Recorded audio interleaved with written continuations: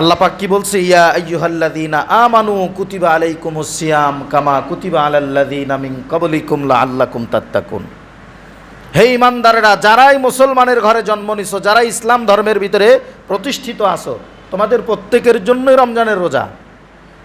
নাকি খালি বাইসা বাইসা মুসল্লি যারা আছে, টুপিওয়ালা, দাড়িওয়ালা, পাঞ্জাবিওয়ালা, আলেম ওলামা, মসজিদের ইমাম, খতিব, মুয়াজ্জিন, এদের জন্য রমজানের রোজা নাকি সবার জন্য? না, বর্তমানে আমাদের কিছু কার্যকলাপ, আমাদের কিছু নেশার তবিয়ত, আমাদের কিছু খাসলত দেখে মনে হয় যে কোরআন আর হাদিস খালি নাজিল হয়েছে মসজিদের ইমাম, মুয়াজ্জিন আর মুসল্লিদের জন্য। আপনাদের কি মনে হয়? আমি যখন এই সমস্ত কথা বলি তখন আপনাদের অনেকেরই ভালো লাগে না। আমি একটা কথা বলতে চাই, সেটা হলো, ওয়াজ যখন মসজিদে করব, এই ওয়াজটা কি সবারই ভালো লাগবে? সবারই পছন্দ হবে? সবাই এটাকে গ্রহণ করবে? ওয়াজের ভিতরে ওয়াজ আমি কি আমার বাপদাদার ঘরের থেকে নিয়ে এসে বানায় বানায় করব, নাকি যে কোরআন এবং হাদিস আমার সামনে সুস্পষ্ট দলিল এখান থেকে করব? তো এই কোরআন হাদিস থেকে যদি আমি আপনাদের সামনে ওয়াজ করি, কোরআন হাদিসের ভিতরে চোরের কথা আছে না নাই? চোর যেমন চুরি করবে এটার সাজার কথাও আছে না নাই? জেনাকারীর কথা আছে না নাই? জেনাকারী যখন জেনা করবে তার সাজার কথাও আছে না নাই? এরপরে সমাজের ভিতরে যারা হারাম খাবে এদের বিচারের ব্যবস্থা সমাজে আছে না নাই? কোরআনে আছে না নাই? ইসলাম ধর্মে আছে না নাই? যারা চুগলখুরি করবে, মানুষের গীবত শেকায়েত করবে, অযত অনর্থক কোনো মানুষের পিছনে লাগবে যার কোনো দোষ নাই, এই মানুষের পিছনে যারা তার দোষ ত্রুটি খুঁজে বের করার চেষ্টা করবে, এদের ব্যাপারে কোরআন হাদিসে ফায়সালা আছে না নাই? আচ্ছা, আমি যদি এখন ওই কোরআনের হক কথাগুলো আপনাদের সামনে বাতলিয়ে বলি, আপনাদের সামনে স্পষ্ট করে তুলে ধরি, দোষটা কি আমার? হ্যাঁ, আমি তো কোরআনের কথা বলতেছি। এই কথাগুলো বলতে গেলে কারুর কাছে খারাপ লাগবে, কারুর কাছে ভালো লাগবে, এটা তো স্বাভাবিক একটা জিনিস। যখন আমি চুরির আয়াতগুলো পড়বো আর চোরের সাজাগুলো বলে দিব, তখন চোরের কাছে খুব মিঠা লাগবে, ভাল লাগবে নাকি? তো ওই চোরের কাছে খারাপ লাগবে। চোর তো মসজিদের বাইরে গিয়ে কইবে মসজিদের হুজুর ভালো না। কথা ঠিক না ভাই? ঠিক কথা কয় না? আপনারা কি আমার কথাটা বুঝতেছেন? যখন একজন ব্যক্তি জিনা করবে, আমি যখন বলবো জিনা যদি কোনো বিবাহিত ব্যক্তি করে তাহলে তাকে সঙ্গে সার করে দুনিয়া থেকে বিদায় করে, এটা কোরআনের হুকুম। এখন আমার দেশ মানুক আর না মানুক, তার মানে কি কোরআন রহিত হয়ে যাবে? আমার দেশের আইন এটাকে মানুক আর না মানুক, এটাকে বুঝুক আর না বুঝুক, তার মানে কি কোরআনের হুকুম, কোরআনের নির্দেশনা বাদ হয়ে যাবে? এখন আমি যখন এই কথাটা বলবো, তখন জিনাকারী ব্যক্তি যে, তার কাছে ভালো লাগবে না খারাপ লাগবে? হ্যাঁ, তো মসজিদ থেকে বাইরেই কইব যে হুজুরে তাড়াতাড়ি। কথা ঠিক না বেটি? কারণ হুজুর আমার বিপক্ষে কথা কইছে। আমি যদি এখন মাদক দ্রব্য সেবনকারীর আয়াত এখানে আলোচনা করি, তাহলে যে নেশাগ্রস্ত ব্যক্তি তার ভালো লাগবে না খারাপ লাগবে? এখন তার আলোচনা করার কারণে ওই মাদক সেবী আধা পাগল মানুষ মসজিদের বাইরে গইবে, হুজুর নিজেই তো ভালো না। মসজিদকে সমস্ত কথা বলার জায়গা? মসজিদ তোমার বাপ দাদার কাহিনী বলবে, তাই না? মসজিদে তোমার পরিবারের কথা বলবে। কোরআনের হাদিসের কথা বাদ দিয়া তোমার মন গড়া, তোমার মন চাই কথা, তোমার কান সুখের কথা, এগুলো বলে মসজিদে তোমার কান সুখ দিবে, তাই না? ইমাম সাহেব তোমার চাকরি করে। তাইলে আমি যখন এই মাদক সেবনের বিরুদ্ধে কথা বলবো, যারা মাদক সেবী এদের কাছে ভালো লাগবে না খারাপ লাগবে? খারাপ লাগবে, এটাই তো স্বাভাবিক। এখন ভাই, আমার সাথে শত্রুতা আমি কইরা কোনো লাভ আছে? এই কথাগুলো কি আমার না আল্লাহর? কোরআন হাদিসের নাকি আমার ব্যক্তিগত? তাহলে এই কথাগুলো বলার কারণে আমারে আপনারা ওই কালা চোখ আর লাল চোখ দেখাবেন, কারণটা কি? এটা কোনো সুস্থ মস্তিষ্কের মানুষের কাজ না।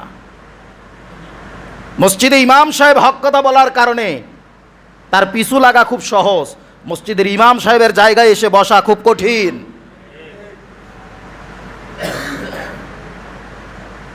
চায়ের দোকানে ঘরে বসে বসে ইমাম সাহেবের গীবত শেখায়েত চর্চা করা খুব কঠিন, খুব সহজ বিষয় এটা। কিন্তু মসজিদের ইমামের জায়গায় আসা খুব কঠিন। এখন আমি কথা বললে কারুর পক্ষে যাবে, কারুর বিপক্ষে যাবে, এটা স্বাভাবিক জিনিস।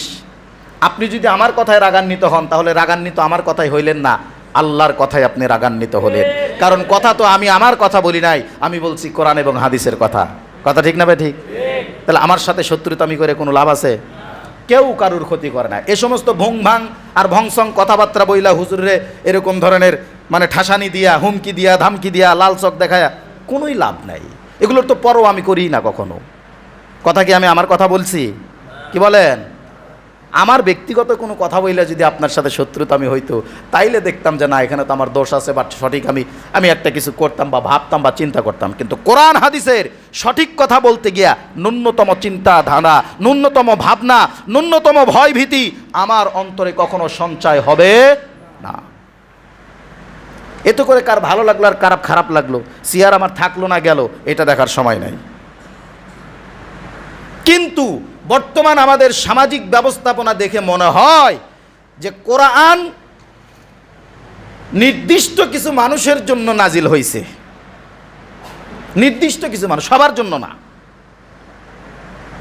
মানে ভালো কাজ, নামাজ, রোজা, হজ, যাকাত এগুলো শুধু মসজিদের ইমাম, মুয়াজ্জিন, সমাজের ভিতরে ধার্মিক মানুষ, টুপিওয়ালা, দাড়িওয়ালা যারা 5 ওয়াক্ত নামাজ পড়ে, শুধু এদের জন্যই, আর বাকি যে মানুষগুলো আছে তাদের জন্য না। বিষয়টি কেমন? যে আল্লাহ আমাকে বলছে তালাবুল ইলমি ফারিদাতুন আলা কুল্লি মুসলিম, দ্বীনি ইলম শিক্ষা করো, জ্ঞান অর্জন করো, ইলমে দ্বীনের ভিতরে থাকো, ওই আল্লাহ এই কথাটা কি শুধু আমারে বলছে নাকি আপনারও বলছিল?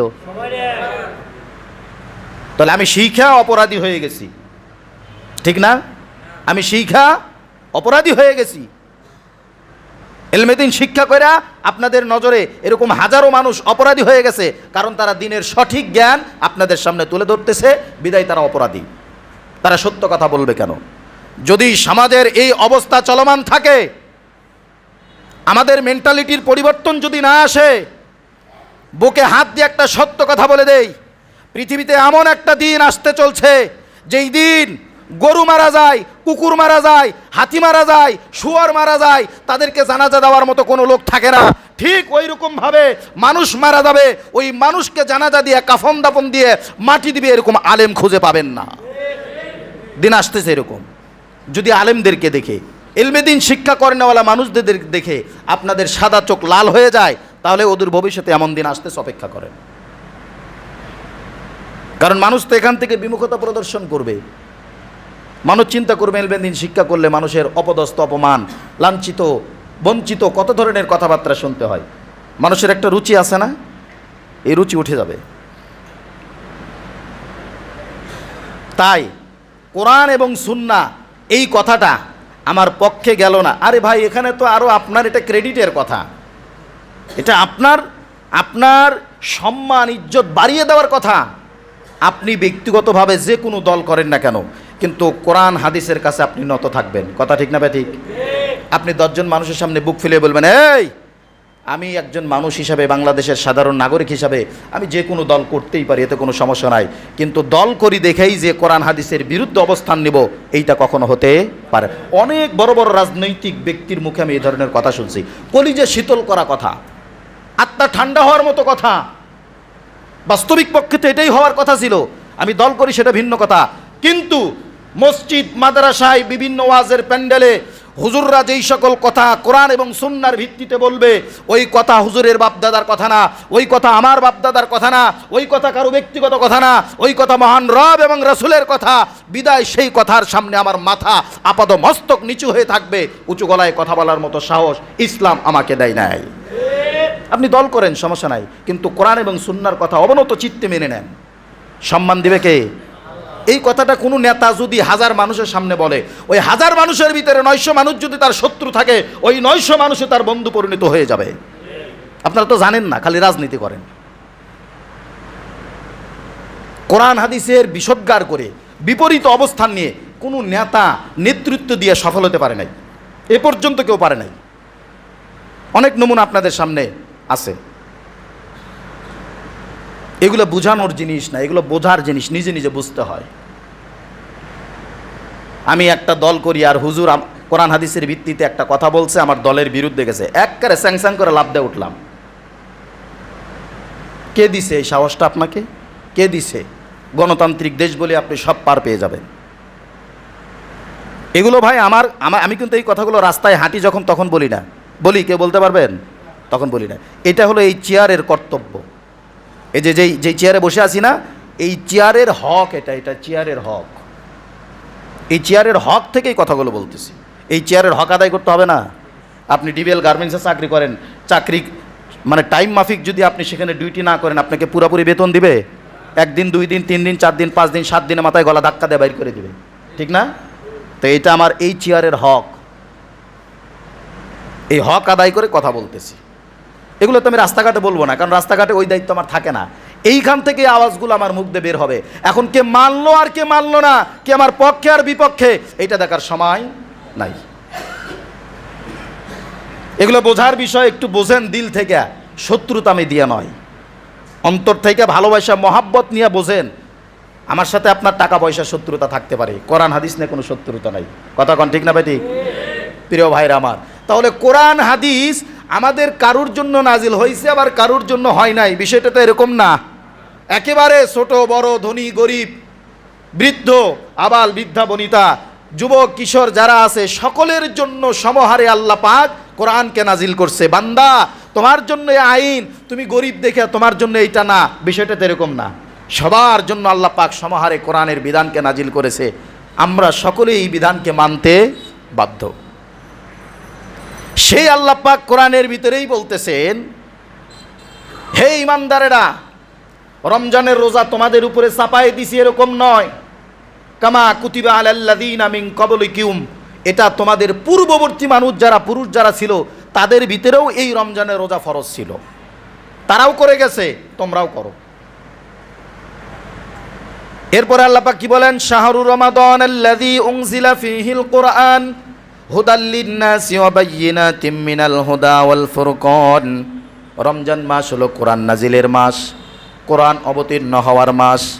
হুদাল লিন-নাসি ওয়া বায়্যিনাতিম মিনাল হুদা ওয়াল ফুরকান, এটা হলো মানুষদের জন্য হেদায়েতের গ্রন্থ, হেদায়েতের বাণী, হেদায়েতের গাইড বুক। যদি কোনো ব্যক্তি দুনিয়াতে সফল কাম হতে চায়, আখিরাতেও সফল কাম হতে চায়, তাহলে এই হেদায়েতের বাণী আংশিক মানবে আর আংশিক মানবে না, এরকম জানি না হয়, বরং কমপ্লিট কোড অফ লাইফ, মোকাম্মেল নিজামে হায়াত, পরিপূর্ণ কোরআনটাকেই যেন সেই ব্যক্তি তার জীবনে বাস্তবায়ন করে।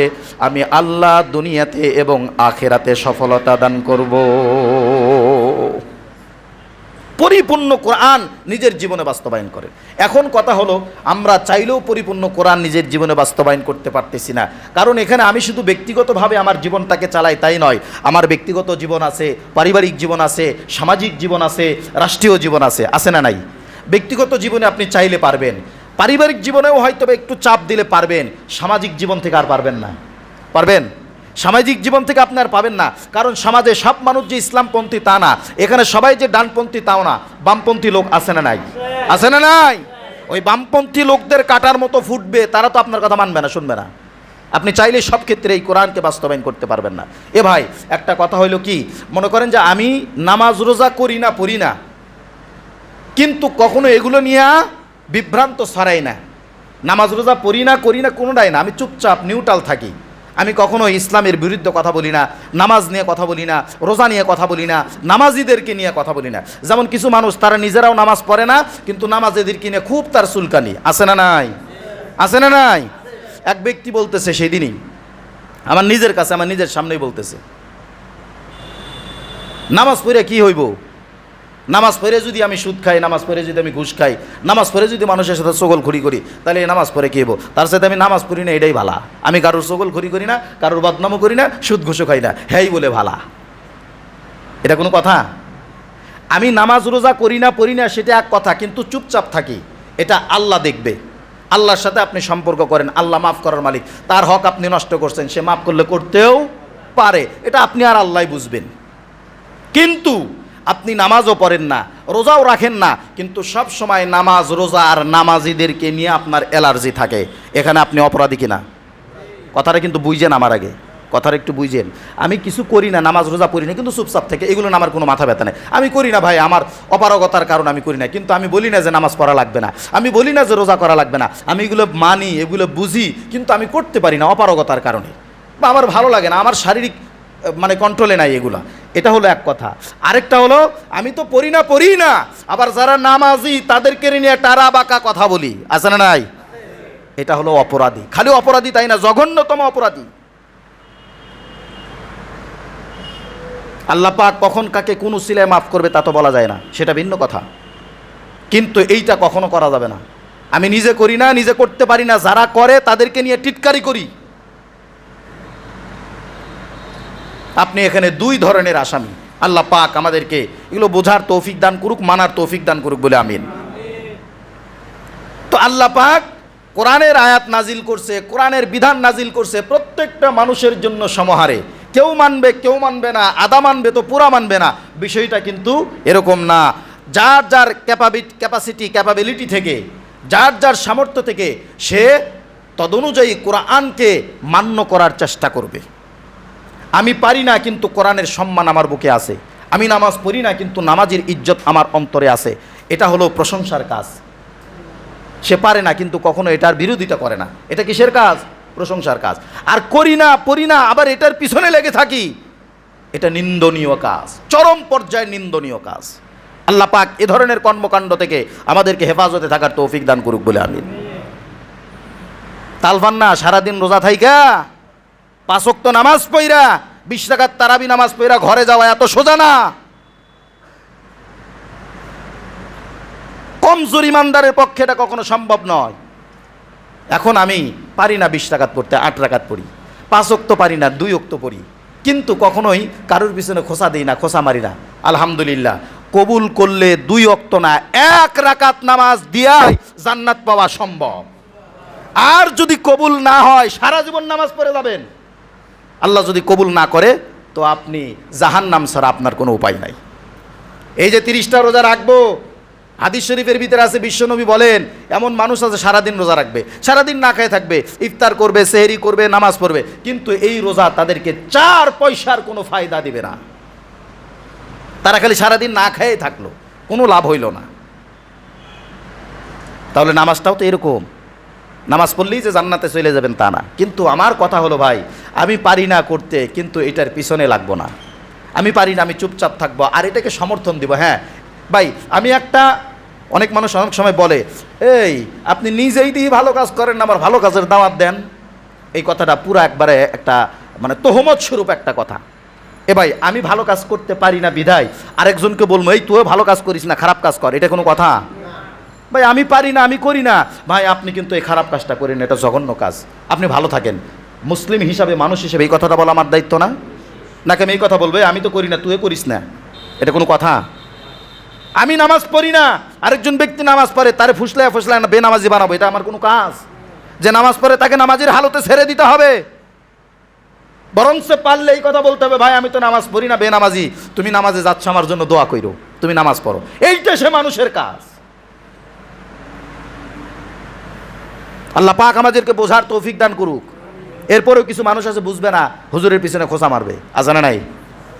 এই খোঁচাখুচি কইরা, ওই যে আল্লামা জালালউদ্দিন সুয়ুতী রহমতুল্লাহ আলাইহির একটা কথা আছে, ওনার বিরুদ্ধে এক লোক খালি বিষোদ্গার করতো আর বদনাম করতো আর খালি গীবত শেকায়েত করতো। তার খাদেম আইসা কইতেছে, হুজুর অমুক মানুষ তো খালি লাগছে আপনার পিছনে। কয় কি কস? কয় কয় ঠিক আছে, হ্যাঁ যেহেতু আমার পিছনে লাগছে তাহলে ধর এই যে 5 দিরহাম দিলাম, এইটা নিয়ে যা তার হাতে দিয়েই। কারণ খাদেম কয় হুজুর নিয়ে মাথা মতো পাগল হইছে, হ্যাঁ করে আপনার বদনাম আর গীবত শেকায়েত, আপনি তারে 5 দিরহাম দেন। কয় তুই দিয়ে তুই বুঝবি না। এভাবে কয়েকদিন দিছে, লাস্টের দিন বলতেছে হুজুর আজকে যদি এটার তাৎপর্য না কন আমি আর এই দিরহাম দিবার তার কাছে যাবো না। তো উনি বলতেছে, পাগল বোঝস না, যে আমার বিরুদ্ধে গীবত শেকায়েত করতেছে, মানুষের কাছে মিথ্যা রটনা রটাইতেছে, ওই ব্যক্তি তো আমার কাজের কাজ করতেছে। কামলা দিয়ে যে 5 দিরহাম দিচ্ছে, এটা তো তার মজুরি কম হয়ে যায়, আর বাড়ায় দেওয়ার দরকার। কয় কে? কয় আমার কাঁধে আমার আমলনামায় যান গুনাহ ছিল, এই সব কিছু তার আমলনামায় ট্রান্সফার হচ্ছে, আর তার আমলনামা ভালাই কল্যাণ করে নেকি যা আছে সব কিছু আমার আমলনামায় ট্রান্সফার হচ্ছে। তাহলে সে আমার উপকার করতেছে না ক্ষতি করতেছে? কয় হুজুর ঠিকই তো বুঝছি, দেন তাহলে দিয়ে আসি। আবার দিয়ে আসছে। তাহলে যারা হুজুরদের পিছনে লাগবে, ক্ষতি কি আমার নাকি তাদের? কার ক্ষতি? কিছুই করতে পারবেন না হুজুরের, কিছুই করতে পারবেন না। বুকে সৎ সাহস না গর্বের সাথে বলতে পারি, কিছুই করতে পারবেন না। এগুলো শুধু এগুলো ব্যক্তিত্বহীন মানুষের কাজ, যাদের ব্যক্তিত্ব নাই। বরং এগুলো বাদ দিয়ে দোয়া করেন, হুজুর আল্লাহ হুজুরের ভিতরে যদি কোনো খামি থাকে, যদি কোনো কমতি থাকে, তার ভিতরে যদি কোনো গলত থাকে, ভুল থাকে, আল্লাহ সে যেহেতু আমাদের রাহবার, তাকে আপনি ভালো করে দেন। কথা ঠিক না বেঠি? তাকে আপনি ভালো করে দেন, তার সাথে আমাদেরকেও ভালো করে দেন। এই দোয়া করা কি মানবতা না? আল্লাহ পাক বোঝার এবং আমল করার তৌফিক দান করুক। যে হাদিসটুকুন তেলাওয়াত করছি ভাই, মান ফাত্তারা সাইমান, যে ব্যক্তি রোজাদার কোনো ব্যক্তিকে ইফতার করাবে, কি করাবে? রোজাদার কোনো ব্যক্তিকে ইফতার করাবে। সময় তো খুব কম, এই জন্য আসলে চাইলেও মন মতো আলোচনা করতে পারি না, এই কথাটা বলি আলোচনা শেষ। মান ফাত্তারা সাইমান, যে ব্যক্তি কোনো রোজাদার ব্যক্তিকে ইফতার করাবে। দেখেন এইখানেও কত ধরনের সমস্যা, আসলে কোনটা ছেড়ে কোনটা কই। রমজান মাসে রোজাদার ব্যক্তিকে খাওয়ানো ভালো কাজ নাকি গুনাহের কাজ? সবের কাজ না, এটা উদারতার কাজ, বড় মন মানসিকতার কাজ। বিশ্বনবী বলেন, কোনো রোজাদার ব্যক্তিকে যদি কোনো মানুষ ইফতার করায়, তাহলে তার জন্য 3টা ফজিলত। কয়টা ফজিলত? 3টা মর্যাদায় উত্তীর্ণ হবে। 1 নাম্বার, ওই ব্যক্তির পূর্বের গুনাহ আল্লাহ পাক মাফ করে দিবে। 2 নাম্বার ফজিলত, সে ব্যক্তির নামটা যদি ইতকুন্নার জাহান্নামের ভিতরে লেখাও থাকে, আল্লাহ পাক তাকে জাহান্নাম থেকে মুক্তি দিবে। 3 নম্বরে, যেই ব্যক্তি কোনো রোজাদার ব্যক্তিকে ইফতার করালো, ওই ব্যক্তিকে আল্লাহ পাক পূর্ণ একটি রোজা রাখার সমপরিমাণ সওয়াব তার আমলনামায় দিয়ে দিবে। কয়টা ফজিলত বললাম? 3টা ফজিলত। এই যে রমজান মাস চলতেছে, এখনকার ফজিলত এটা, নাকি বাকি 11 মাস পাবেন এটা? এই 3টা ফজিলত।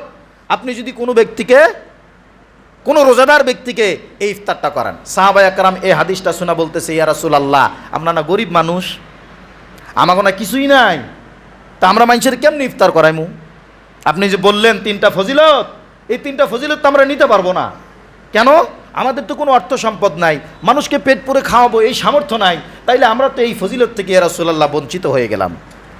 বিশ্বনবী ডাক দেয়া বলে, সাহাবী শোনো, মানুষকে রমজান মাসে ইফতারের মুহূর্তে যদি 1 ঢোক পানি দিয়া, কয় ঢোক? 1 ঢোক। 1 ঢোক পানি কি পরিমাণ বোঝেন? কি পরিমাণ কোন দেখি? 1 ঢোক পরিমাণ পানি। 1 ঢোক পরিমাণ হলো গিয়া আপনার মুখে যেই পরিমাণ পানি আটে, ওইটাকে 1 ঢোক বলা হয়। আপনার মুখে যেই পরিমাণ পানি ধরে, ওইটাকে 1 ঢোক বলা হয়। বিশ্বনবী বলে, কোনো ব্যক্তি যদি রমজান মাসে রোজাদার ব্যক্তিকে 1 ঢোক পানি দিয়া ইফতার করায়, তাহলেও সে এই 3 ফজিলতে উত্তীর্ণ হবে। সুবহানাল্লাহ, তো জোর নাই, কারণ আপনারা জীবনেও করাবেন না, কিপটা মানুষ, জীবনেও করাবেন না, জানি তো। ইয়া রাসূলুল্লাহ, পানি এটা তো স্বাভাবিক বিষয়। আচ্ছা ঠিক আছে, তোমার ঘরে যদি খেজুর থাকে, এই খেজুরটা কাইটা 8 ঘান খেজুর দিয়েও যদি কাউকে ইফতার করাও, তাও তুমি এই সমপরিমাণ রোজার সওয়াব পাইবা। এখনো কি আপনি না কইবেন? এত বড় ফজিলত, আল্লাহু আকবার। আপনারা জানেন না, আমি তো মনে করি ভাই, এ কথায় কেউ আবার মাইন্ডে নিয়েন না, প্রত্যেকটা বাড়িওয়ালাদেরকে আমি এই কথাটা স্মরণ করিয়ে দিতে চাই। যার যার বাড়িতে যে কয়টা ভাড়াটিয়া আছে, রমজান মাস আসলেই তাদেরকে বলে দেবেন, এই কারুর ঘরে যেন ইফতারি রান্না না হয়। আমি তো আসি আলহামদুলিল্লাহ, সারা বছর তোমরা ভাড়া দিয়ে চললা, একটা মাস তোমাদেরকে আমি ইফতার করাইতে চাই। পারা যায় না ভাই? কি কন? আমি বলতেছি না সবাইকে করতে হবে, এটা যারা আছে স্বাবলম্বী মানুষ যদি করেন, আপনাদের গুনাহ হবে। আমি কিন্তু বলি নাই বাড়িওয়ালারা 1 কেজি মালটা, 2 কেজি আপেল, 1 কেজি খেজুর দিয়ে ইফতার করেন, এইটা বলছি? আমি কিন্তু এটা বলি নাই। আপনি কি করবেন? আপনি প্রত্যেক ঘরে ঘরে ইফতারের সময় 1 কেজি ছোলা রাইন্দা ছোট্ট একটা বাটির ভিতরে এই ছোলাটা ওই বাটিতে দিয়া আপনার বাচ্চারে দিয়ে, আপনার নাতিরি দিয়ে প্রত্যেকের ঘরে ঘরে পাঠিয়ে দেন। হইল কি না? হইল না? আপনি একদিন খেজুর নিয়ে আসেন, 1 কেজি নিয়ে আসা প্রত্যেকের ঘরে ঘরে 5-6টা করে খেজুর পাঠিয়ে দেন, হবে কি না? রাসূলের হাদিস কি মিথ্যা? আপনি এভাবে করেন, এই সব তো আর আপনি পাবেন না কখনো কোথাও, অন্য কোনো কাজ করে তো পাবেন না। রমজান মাসেও কি মানুষ মানুষকে ইফতার খাওয়ায়া খোটা দেয়? এ মিয়া, দেয় নাকি? দেয়, কিন্তু আমার কানে এরকম শব্দ আসে, আস্তাগফিরুল্লাহ বলবেন না? আমরা হুজুরদের সারা বছর যদি খাওয়ার চাল, ডাল, তরকারি ঘরের ভিতরে থাকে, তাহলে রমজান মাসে ইফতার করার তরকারি ঘরে নাই? এই খাবারের সামর্থ্য কি আমাদের নাই? থাকার পরেও কেন পরিবার ছেড়ে, ঘর ছেড়ে, সংসার ছেড়ে, সন্তান ছেড়ে মসজিদ ইফতার করে আপনারা তাল পান না? জুত লাগে না আপনাদের? এই ইফতার নিয়েও আপনারা সমালোচনা করেন। মসজিদে ইমাম মুয়াজ্জিন ইফতার করে, মসজিদে ছাত্ররা ইফতার করে, এটা নিয়ে আমার কানের ভিতরে কানা ঘোষা চলে আসছে, সাবধান হয়ে যান। আমরা কি মসজিদে ইফতারির জন্য কোনো কালেকশন করি? বলেন, কথা বলেন। কালেকশন করি? কারোর কাছ থেকে টাকা নিছি বলতে পারবেন? আমাদের মসজিদ কর্তৃপক্ষ আলহামদুলিল্লাহ যথেষ্ট, তারা দানবীর। রোজা শুরু হওয়ার দিনই দিয়ে দিছে একজন 1500, আরেকজন দিয়ে দিছে 2000, আরও কয়েকজন দিবে বলছে। আমরা তো কারোর কাছে কোনো কালেকশন করি না, তাহলে আপনাদের এই ধরনের কথাবার্তা কেন শুনতে হবে? আমি এরকম স্ট্রেট ফরওয়ার্ড কথাই সবসময় বলি, কার সুকা লাগে আর কার মিঠা লাগে এটা দেখার দরকার নাই। আপনারা মসজিদ থেকে বের হয়ে হয়তো বা বলতে পারেন এইটা নিয়ে হুজুরের ভাষা, মসজিদের ভিতরে মানুষ এমনি কথা কয়। মসজিদের ভিতরে সব ধরনের কথা হবে। এই মন মানসিকতা যতদিন না পয়দা করতে পারবেন, ততদিন এই 56,000 বাংলাদেশ কোনোদিন দুর্নীতিমুক্ত হতে পারে না, পারে না, পারে না, হবে না। মসজিদের ভিতরে বৈশা বিয়ের কাজের কথা হবে, ছেলে মেয়েকে বিয়ে সাথে করাবেন, মসজিদের ভিতরে কথা বলবেন। মসজিদের ভিতরে ছেলে মেয়ে বিয়ে সাথে কথাবার্তা বলেন, তাহলে ছেলের বাবা কোনোদিন বলতে পারবে এই আমার মেয়েরে, আমার ছেলের যদি 1 লাখ টাকা যৌতুক না দেন তাহলে ছেলের বিয়ে করাবো না, বলতে পারবে? পারবে? ওর ভিতরে যদি ন্যূনতম মানবিকতা থাকে, মসজিদের ভিতরে বৈশা কখনো ছেলের জন্য যৌতুক চাইতে পারে না। সমাজের ভিতরে একটা অকারণ ঘটনা ঘটছে, মসজিদের ভিতরে বৈশা বিচার করেন। মাতবর সাহেবের কানে কানে আইসা যদি কয় তোমার 50,000 টাকা ঘুষ দিব, ঘুষ নাওয়ার বিচারটা উল্টে দাও, মাতবর চিন্তা করবো কি রে বৈশা আছি কই? কথা ঠিক না বেঠিক? এই বৈশা আছি কই? আমি না মসজিদে বসা, ঘুষ খামো কেমনে? সরাসরি আল্লাহর ঘরে বসা, আল্লাহ আমারে দেখতেছে, ঘাপটি মারে দইরা ফেলাবো এখনই। ঘুষ নিবে? আপনারা বিচার বোঝেন না। মসজিদের ভিতরে বৈশা সব ধরনের কথা হবে, মসজিদের মেম্বার থেকে সব ধরনের ফাইসালা আসবে, দেখবেন সমাজটা দুর্নীতিমুক্ত হবে, ঘুষমুক্ত হবে, সুদমুক্ত হবে, সমাজে সব ধরনের অকারেন্স ঘটনা কমে যাবে। কিন্তু এটা তো আমরা মানি না, বুঝি না, বুঝলেও গ্রহণ করি না, সব সময় থাকি এগুলো অ্যাভয়েড করে চলা যায় কিভাবে? প্রিয় ভাইরা আমার, তাহলে রমজান মাসে যদি আপনি মানুষকে ইফতার করাইতে পারেন, সওয়াবের কাজ, নেকির কাজ নাকি গুনাহের কাজ? আমি তো কোনোদিন ভাই বলি না, আমাদের 365 দিন খাবারের ম্যানেজমেন্ট আমাদের যদি থাকে, তাহলে বাকি 11 মাস আমরা এই 1 মাস কেন পারবো না? আমরা 11 মাস পারলে 1 মাস আমরা খাইতে পারবো, সেই অ্যাবিলিটি আল্লাহ পাক আমাদেরকে দিয়ে রাখছে। কিন্তু থাকি করি একসাথে কিসের জন্য? একা একা বাড়িতে ইফতার করতে অনেক সময় ভালো লাগে না। আমি আমার ব্যক্তিগত কথা বলতেছি। মসজিদে ইমাম মুয়াজ্জিন আমরা সেই আমল থেকে দীর্ঘ 17 বৎসর যাবৎ এইভাবে মসজিদে ইফতার করে আসতেছি। আপনারা কেউ 1 টাকাও দিয়েন না, কেউ দিয়েন না। মসজিদে ইফতার চলে কিনা দেখেন, মসজিদে ইফতার হয় কিনা দেখেন, কেউ দিয়েন না। কিন্তু আপনাদের কাছে করজোড়ে আবদার, না বুঝে আন্তাজে একটা কথাবার্তা বলবেন না। বললে কোরআন হাদিসের ভিত্তিতে আমার কথা থেকে আপনারা ছাড় পাবেন না। যদি সংশোধন না হন, প্রয়োজনে নাম ধরে কথা বলবো। কি ধরে? নাম ধরে কথা বলবো, তাতে সিয়ার ঠিক থাক আর না থাক, নাম ধরে সমাজের ভিতরে তার মুখোশ উন্মোচন করে দিব। এটা নাম কাওয়াস্তে মুসলমান, কিন্তু ভিতরে মুনাফিকি দ্বারা ভরা। আল্লাহ পাক আমাদের প্রত্যেককেই পরিপূর্ণ কথা বোঝার এবং আমল করার তৌফিক দান করুক, সকলে বলে আমিন। তাহলে আজকের জুমার শিক্ষাটা কি ভাই? বাকি 19টা রোজা আমরা চেষ্টা করব মানুষকে ইফতার করানোর জন্য। রাজি আছি না সবাই? 19টা রোজায় চেষ্টা করব মানুষকে ইফতার করানোর জন্য। বিশাল সওয়াবের ভান্ডার আমার আমল নামায় এসে যাবে ইনশাল্লাহ। আল্লাহ পাক আমাদের প্রত্যেককেই এই খাতে অর্থ ব্যয় করার তৌফিক দান করুক, সকলে বলে আমিন। ও আখিরি দাওয়ানা আনিল হামদুলিল্লাহি রাব্বিল আলামিন ওয়া মা আলাইনা ইল্লাল বালাগ।